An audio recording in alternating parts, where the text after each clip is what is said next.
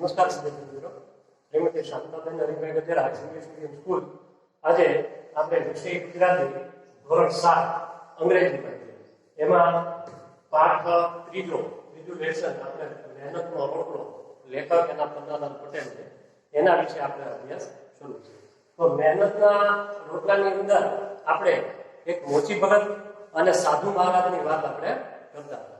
એમાં છેલ્લે આપણે જોયું કે ભાઈ સાધુ ભગત જે છે એના પગરખા સીવી અને મોચી આપે છે ત્યારે એને સાધુ જે છે સાધુ મહારાજ એ 2 રૂપિયા આપે છે. હવે મોચી પાસે છૂટા પૈસા ન હોવાથી તે બીજી દુકાને પૈસા લેવા માટે જાય છે. ત્યારે સાધુ મહારાજ એને એમ કહે છે કે ભાઈ 2 રૂપિયા રાખીને તારે બીજા કોઈ કામ માટે તે ઉપયોગમાં આવશે. પણ મોચી ભગત જે છે એ ખૂબ જ પ્રામાણિક છે. કે ભાઈ હરામનો પૈસો મારે ખપે નહીં, એટલા માટે મારી જે કિંમત છે, મારું જે મૂલ્ય છે એ જ હું જે છે એ તમારી પાસેથી લઈશ, વધારાના પૈસા મને ખપે નહીં. એને પગરખા સીવીને આપ્યા, એનો ફક્ત 1.5 રૂપિયો જે છે એ થતો હતો અને સાધુ મહારાજે એને 2 રૂપિયા આપ્યા. કિંમત એટલે મૂલ્ય. આપણે તમારા સમાનાર્થી શબ્દો અહીંયા આપ્યા છે, જોઈ લઈએ. વાઇટ એટલે શું થાય? મુદ્દત. હાથ એટલે હસ્ત અથવા કર પણ થઈ શકે. કિંમત એટલે મૂલ્ય. અને ઓજાર એટલે સાધન. વિરોધાર્થી શબ્દો થોડા છે. પ્રામાણિક તો અપ્રામાણિક, સંતોષ તો અસંતોષ, પ્રશંસા તો નિંદા, અને ખોટું તો સાચું. હવે અહીંયા મોચી ભગત જે છે એ બીજી દુકાને પૈસા લેવા માટે જાય છે. ત્યારે સાધુ મહારાજ એને કહે છે કે ભાઈ તું 2 રૂપિયા પાછા મારે ત્યાં એમાંથી જોતું નથી, તું તારા બીજા ઉપયોગમાં વાપરી નાખે. ના મહારાજ, હરામનો પૈસો મને ન ખપે. મોચી ભગત આવું કહે છે. કોને? સાધુ મહારાજ. મોચી સામેની દુકાનેથી પરચુરણ લેવા ગયો. સાધુ તો મોચીની ભાવના જોઈ એના ઉપર ખૂબ જ ખુશ થયા. સાધુ જે છે એ મોચી ઉપર ખૂબ જ ખુશ થાય છે, કારણ કે એને કીધું કે પ્રામાણિક છે એકદમ. મોચી ભગત જે છે એકદમ પ્રામાણિક છે કે ના, મને હરામનો પૈસો ન ખપે.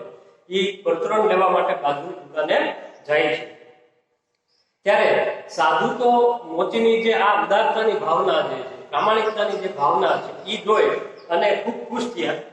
તેમણે હળવેક રહીને જોડીમાંથી પારસમણી કાઢી. તેણે પોતાની જે જોડી હતી સાધુ મહારાજ પાસે, એને એ જોડીમાંથી પારસમણી કાઢી. પારસમણી શબ્દ આપણે આવી ગયો, એનો અર્થ થાય કે પારસમણી એટલે કેવો મણી કે લોઢાને એનો સ્પર્શ કરવામાં આવે તો લોખંડ, લોઢું એટલે લોખંડ, લોખંડને પારસમણીનો સ્પર્શ કરવામાં આવે તો લોખંડ જે છે સોનાની અંદર રૂપાંતર થઈ જાય. આવી એક લોકવાયકા ઘણા જૂના સમયથી ચાલી આવે છે. તે લોખંડને આ પારસમણીનો સ્પર્શ થાય, પારસમણી અડાડવામાં આવે તો લોખંડ જે છે એ સોનું બની જાય. આ છે પારસમણી. તો સાધુ મહારાજે જે છે એ જેવો મોચી છૂટા પૈસા લેવા માટે ગયો, એની દુકાને કોઈ નહોતું, તો પોતાની જોડીમાંથી એક પારસમણી કાઢ્યો અને પારસમણી કાઢ્યો. કોઈ જુએ નહીં એ રીતે મોચીના ઓજારોને પારસમણી ઘસી દીધી. કોઈ જોવે નહીં એ રીતે મોચીના જે કઈ સીવવા માટેના જે લોખંડના ઓજારો હતા, આ બધા જ ઓજારો ઉપર એને પારસમણી ઘસી દીધો. હવે પારસમણી લોખંડને ઘસવાથી શું થાય? તો લોખંડ જે છે એ સોનામાં પરિવર્તિત થઈ જાય. એટલે અહીંયા મોચી ભગતના જે તમામ ઓજારો હતા પગરખા સીવવા માટેના લોખંડના, આ બધા જ ઓજારો કેવા બની ગયા? સોનાના બની ગયા. કેમ? તો પેલા સાધુ મહારાજે એને પારસમણીનો સ્પર્શ કર્યો, પારસમણી એના ઉપર ઘસી એટલે લોખંડ જે છે એ સોનું બની. બધા ઓજારો સોનાના થઈ ગયા. પછી તે મોચી પાસે ગયો, તેની પાસેથી પૈસા લઈ તે કહ્યું, ભગત, મુઠ્ઠી ચણાના પૈસા પણ ભિક્ષા માટે આપશો તો ઈશ્વર તમારું ભલું કરશે. હવે આ પારસમણી એને ઓજાર સાથે ઘસી દીધો. પછી સાધુ મહારાજ જે છે મોચી પાસે એની પાછળ જાય છે અને એની પાસેથી પાછળ જે કઈ રૂપિયા આપે છે એ લઈ લે છે. અને પછી એમ કહે છે કે મોચી ભગત, હવે તમે આ જે પૈસા આપ્યા એ તો ભલે, પણ એને કીધું ભગતને કે મુઠ્ઠી ચણાના પૈસા પણ ભિક્ષા માટે આપશો તો ઈશ્વર તમારું ભલું કરશે. એટલે સાધુએ મોચી પાસેથી ભિક્ષા કે તમે મુઠ્ઠી ચણાના પૈસા મને થોડા આપો અથવા તો કોઈ અનાજ આપો, બરોબર, તો ભગવાન તમારું ભલું કરશે. સાધુને તો ભિક્ષા માંગવાની હોય, એને મોચી પાસે ભિક્ષા માંગી. મોચીએ ખિસ્સામાંથી એક સિક્કો આપતા કહ્યું, મોચી જે છે પોતાના ખિસ્સામાંથી એક સિક્કો આપે છે. સિક્કો આપતા એને કહે છે, લો એક મુઠ્ઠી ચણામાં શું થશે? કે એક મુઠ્ઠી ચણામાં શું થાય? આ સિક્કો આલે. એ દુકાન તરફ ચાલતો થયો. સાધુ મહારાજને એક સિક્કો આપ્યો અને પછી એ પોતાની દુકાને વયો જાય છે. મોચીએ ખિસ્સામાંથી એક સિક્કો આપતા કહ્યું, લો મુઠ્ઠી ચણામાં શું થશે? એ દુકાન તરફ ચાલતો થયો. એક મુઠ્ઠી ચણા તો મારી પાસે છે એમ કહી સાધુએ પગ ઉપાડ્યો. સાધુ પણ કહે છે, મુઠ્ઠી ચણા તો મારી પાસે છે. એ સાધુ પણ ચાલવા મળ્યા અને મોચી જે છે એની દુકાન તરફ ચાલવા મળ્યો. મોચીએ દુકાન ઉપર આવીને જોયું તો ઓજાર બધા સોનાના. મોચી જે છે એ દુકાને પાછો આવ્યો. દુકાને આવીને જોયું કે એના જે કાંઈ બધા લોખંડના ઓજારો હતા, આ બધા લોખંડના ઓજારો કેવા થઈ ગયા? તો કે એ સોનાના બની ગયેલા જોયા. લોખંડ જે છે એ સોનામાં રૂપાંતરિત થઈ ગયું.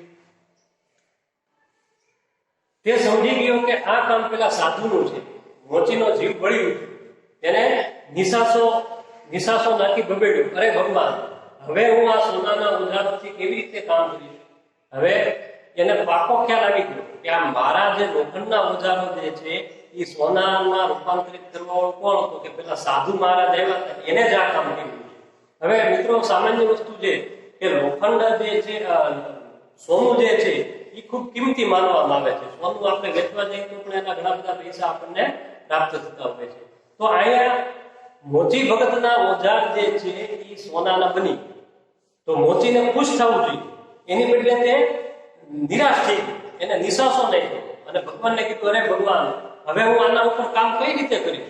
તો અહીંયા તમે જુઓ, એના મનની અંદર, મોચી ભગતના મનની અંદર કોઈ પણ પ્રકારની લોભ કે લાલસા, વસ્તુ લઈ લેવાની લાલસા એની અંદર જોવા મળતી નથી. એ ખુશ પણ નથી થતો. નહીતર એની જગ્યાએ બીજું કોઈ વ્યક્તિ હોય તો ખુશ થઈ જાય કે ભાઈ મારું જે લોખંડ છે બધું જ સોનું બની ગયું, એ બધું જ સોનું વેચી નાખે તો ઘણા બધા રૂપિયા પ્રાપ્ત થાય અને સારું એવું મોટું ઘર બનાવી શકે, પોતાના માટે સંપત્તિ જે છે એ લઈ શકે, માલ મિલકત જે છે એ ખરીદી શકે.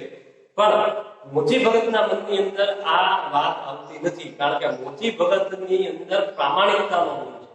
પોતે હરામનો પૈસો કે મફતનો પૈસો પોતે લેવા માટે તૈયાર નથી. પોતે જે છે એ પોતાના મહેનતના પૈસા ઉપર જ તે આગળ ચાલવા માંગે છે. તો અહીંયા આ પ્રામાણિકતાનો ગુણ મોચી ભગતની અંદર જોવા મળે છે.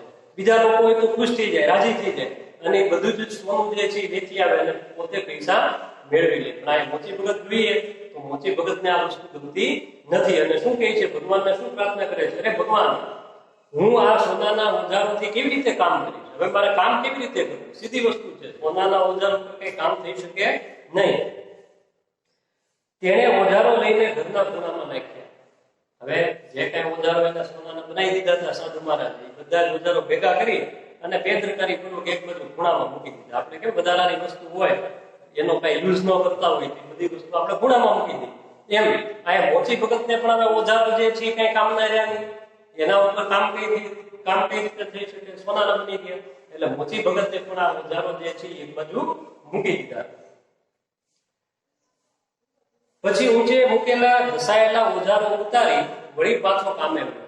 પછી એની પાસે હવે કામ કઈ રીતે કરવું એ પ્રશ્ન થયો. પછી એની પાસે જૂના ઓજારો થોડાક પડેલા જે ઘસાઈ ગયેલા હતા, એ ઓજારો એને પાછા ઉતાર્યા. પોતાની પાસે જે કઈ એને રાખેલા હતા એ લોખંડના ઓજારો એને પાછા ઉતાર્યા, કારણ કે એના ઉપર જ કામ થઈ શકે, સોનાના ઓજારો ઉપર કામ થઈ શકે નહીં. એટલે એને જૂના ઓજાર જે છે એ પાછા ઉતાર્યા. જૂના ઓજાર પાછા ઉતાર્યા અને એ કહેતો હતો કે ગમે તેમ પણ સાધુની ઈચ્છા તો આપણને સુખી કરવાની જ હતી.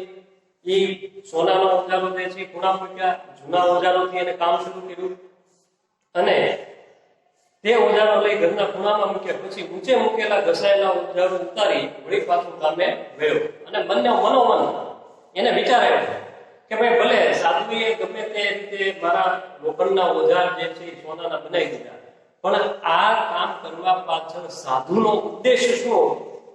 જે સાધુ મહારાજ આવ્યા હતા એનો હેતુ શું? તો એનો હેતુ મોચી ભગતને સુખી કરવાનો જ હતો. એની મોચી ભગત પાસેથી એને સાધુએ કઈ લઈ નથી લીધી. એને તો ઉલટાનું એના જે ઓજારો હતા એ સોનાના બનાવી દીધા. એટલે એ સોનાના ઓજારો વેચી નાખે તો એમાંથી ઘણું બધું મૂલ્ય એને પ્રાપ્ત થાય. પણ અહીંયા મોચી ભગત એ પણ વિચારે છે કે સાધુનો ઈરાદો કેવો હતો? તો કે મને સુખી કરવાનો જ હતો ને, એમ કરી અને પોતાનું મન જે છે એ વાળી લીધું. બિચારાએ 12 મહિના મજૂરી કરી ત્યારે માંડ માંડ નવા ઓજાર વસાવી શક્યો. પોતે જે છે 12 મહિના એટલે 1 વર્ષ. 1 વર્ષ સુધી તે આ સખત પરિશ્રમ કરે છે, કામ કરે છે. ત્યારે 1 વર્ષ પછી તે પોતાના માટે નવા ઓજાર જે પગરખા સીવવા માટેના નવા ઓજાર જે છે તે વેચાતા લઈ શક્યો. એની પાસે એટલા બધા પૈસા પણ હતા નહીં. પહેલા તો ઘસાઈ ગયેલા ઓજાર હતા, જૂના હતા, એના ઉપર કોઈ કામ ન થઈ શકે. તો 1 વર્ષ પછી તે નવા ઓજાર લઈ શક્યો. એકવાર તે ભજન ગણગણતો નીચી નજરે સીવતો. એકવાર જે છે એક દિવસ તે પોતે પોતાનું કામ પોતાની દુકાને નીચું નજર રાખી અને પોતાના પોતાનું જે કામ છે કરી રહ્યો હતો, પગરખા સીવી રહ્યો હતો. ત્યાં એના કાને કોઈનો અવાજ પડ્યો. કેમ છો મોચી ભગત? એ પોતે કામમાં મુશ્કેલ હતો. ત્યાં કોઈકનો અવાજ આવ્યો અને કીધું, કેમ છે મોચી ભગત, શું કરો છો? મોચીએ જોયું તો પેલા જે સાધુ હતા તેણે સાધુને કહ્યું, ઓજાર બગાડી ગયા હતા એ જ ને તમે, સાધુ મહારાજ? સામે જોયું કોણ આવ્યું છે, એને જોયું આ તો પેલા જે સાધુ મહારાજ છે. સાધુ મહારાજની સામે તમે કીધું, હા પેલા તમે મારા ઓજાર બગાડી ગયા હતા એ જ સાધુ મહારાજ છો ને તમે? તો અહીંયા ફરી પાછા સાધુ એને મળવા આવે છે. મિત્રો, અહીંયા સુધી આપણે રાખીએ. ફરી આવતા વિડીયો લેક્ચરની અંદર આપણે આગળનો જે અભ્યાસ છે એ આપણે ફરી વખત શરૂ કરીશું. આભાર.